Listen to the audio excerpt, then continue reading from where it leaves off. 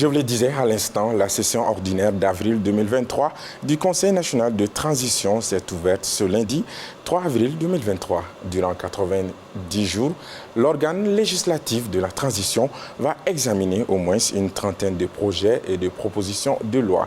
Nous vous proposons d'écouter quelques réactions au micro de nos reporters suivants.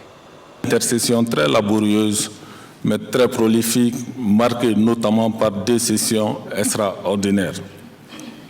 La première, convoquée à la demande du gouvernement, nous a permis d'adopter les textes relatifs à la réorganisation territoriale et d'apporter quelques modifications à la loi électorale, notamment les délais de mise en place des coordinations de lèges, le vote par anticipation des forces armées et de sécurité, la prise en compte de la nouvelle réorganisation territoriale dans l'organisation des élections, ainsi que l'institution de la carte nationale d'identité biométrique sécurisée comme carte d'électeur.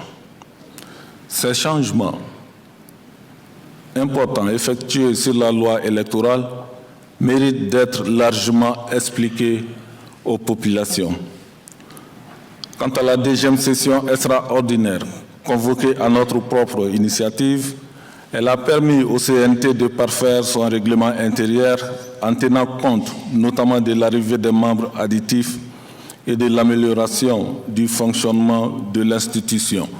Chers collègues, la présente session d'avril est la troisième que connaît le CNT depuis sa mise en place le 5 décembre 2020.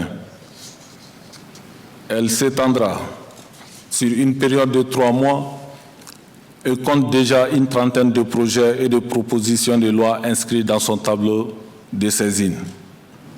D'autres dépôts viendront certainement enrichir le menu des travaux en cours de session. En tout état de cause, le CNT reste largement disposé à examiner avec toute l'attention et la diligence requise tout projet ou proposition de loi visant la réussite de la transition.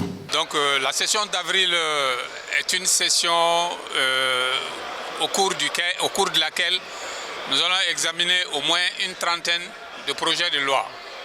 Le président du CNT l'a dit, une trentaine de projets de loi auxquels d'autres vont s'ajouter et que nous allons débattre d'ici la fin de la session. On vient de commencer la session d'avril aujourd'hui, donc on a déjà 30 projets de loi sur la table.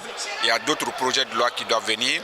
Ça veut dire que déjà le travail est immense pour le CNT comme d'habitude. Donc nous allons nous y mettre parce qu'il s'agit maintenant des questions qui sont très essentielles pour la vie et la survie de nos populations.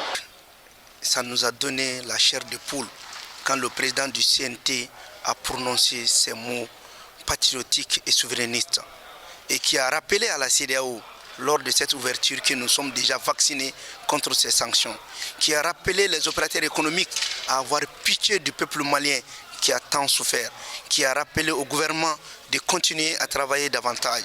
Ça a été un lieu aussi de remercier le président de la transition, le colonel Assimi Goïta, en montrant que le projet de nouvelle constitution, il est la seule personne responsable de cette vulgarisation. Il a été rappelé également que le CNT va engager de véritables travaux parlementaires en constituant des commissions de travail pour essayer de soulager, d'abréger la souffrance du peuple malien.